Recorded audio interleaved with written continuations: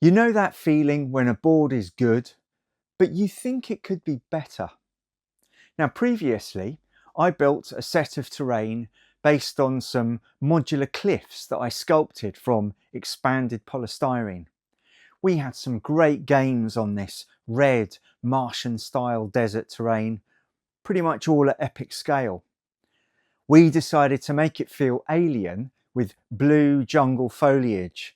And even though we had some great feedback, we always felt there wasn't quite enough variety to build out the rich terrain boards we really enjoy playing on, especially for our 28mm scale games. It worked, but it wasn't finished. So in this video, I'm going to add some smaller but just as important elements to level up this board. I'll be focusing on making some more freestanding terrain elements like slopes, low crags and hills, plus additional foliage and undergrowth to break up those open spaces and give us more tactical interest. Let's start with the new hills.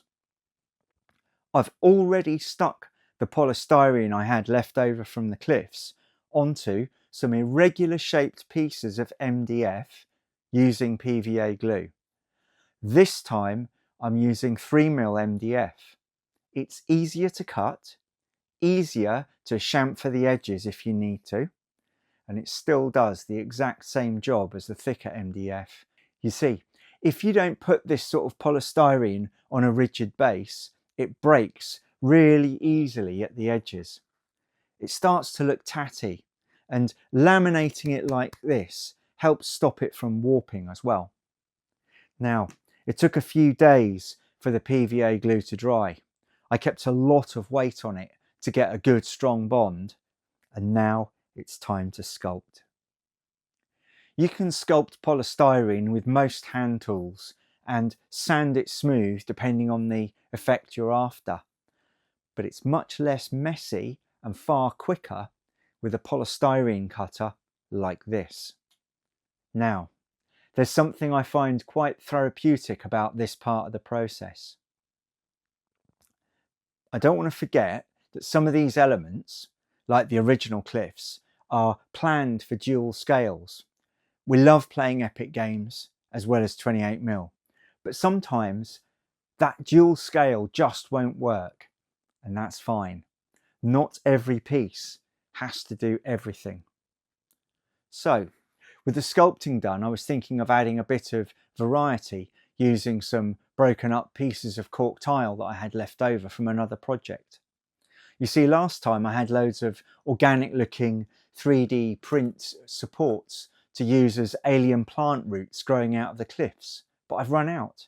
So I thought the cork tile scraps would do a similar job, breaking up the monotony of the shapes. But it didn't feel right, so I put them to one side for another project. Now, you can afford for plenty to go wrong at this stage of a project.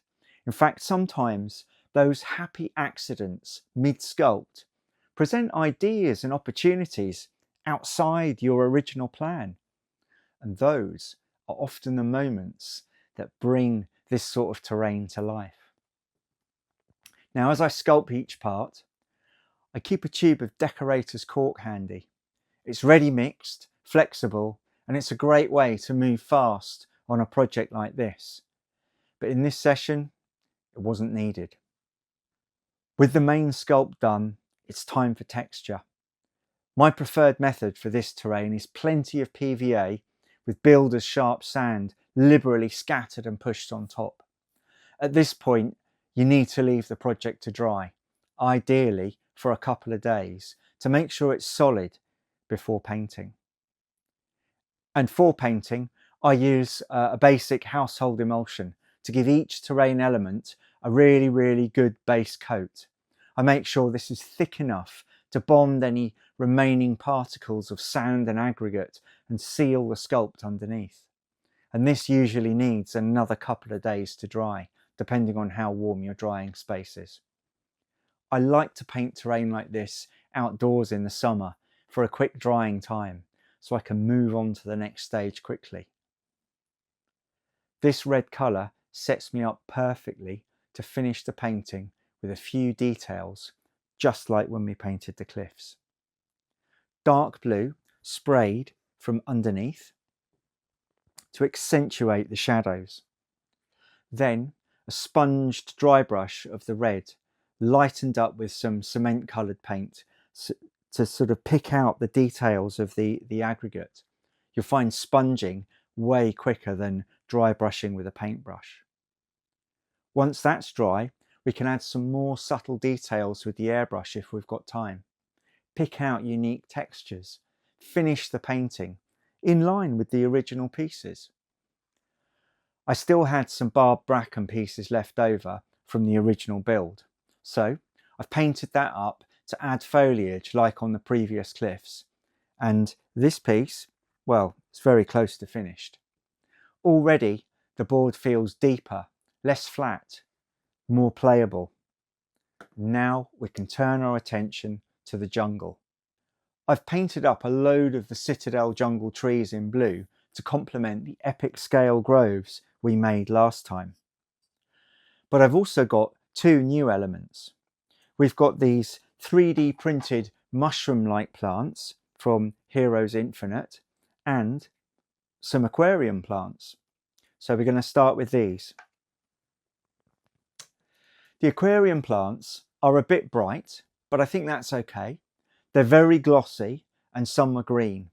So I've sprayed the green ones blue to bring them in line with the theme of the existing foliage. I've based the plants with the same sand texture as all of the boards to tie them in visually.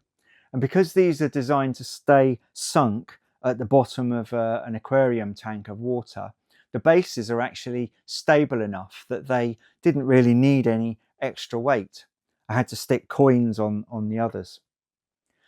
The Citadel jungle trees actually all needed coins or washers. Otherwise they just kept tipping over. And finally, the 3D prints from Heroes Infinite get some attention. So these have had the same basing treatment, an undercoat of grey, and then blue texture and detailing with the airbrush. It helps them just sit naturally against everything else we've built so far. Now, what you might find with terrain like this is that you go for it and you get it table ready quite quickly, kind of like we did for this video. But don't forget, this is just terrain. It's not supposed to be perfect or the hero element necessarily on the table. It's here to support your game and the minis and the vehicles that are playing on it. It's what you play on, not with. You want those miniatures to stand apart from it. So, in my opinion, as long as it's coloured sympathetically with the rest of the board, it's fine to start playing on, even if in your mind you know it's not quite finished. Remember, you can come back to it from time to time to add more detail and bring it to life. In fact, when you've played a few games on it, you might find things you want to change anyway or enhance. And I do this all the time.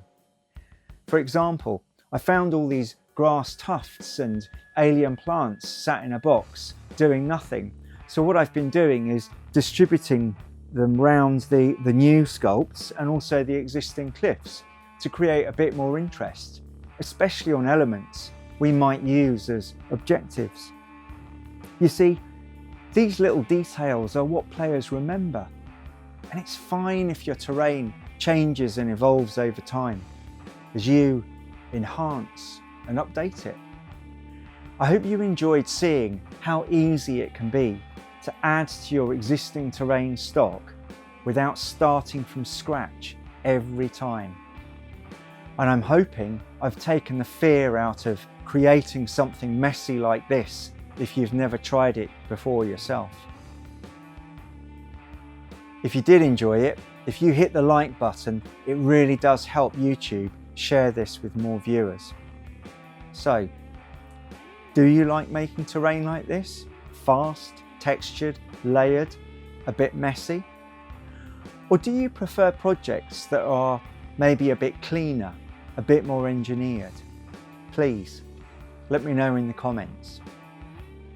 And now I'm going to see what this looks like when I combine it with the industrial terrain I made recently. Is it Grimdark, or has it become Cyberpunk? You decide. And with that, I'll see you on the battlefield.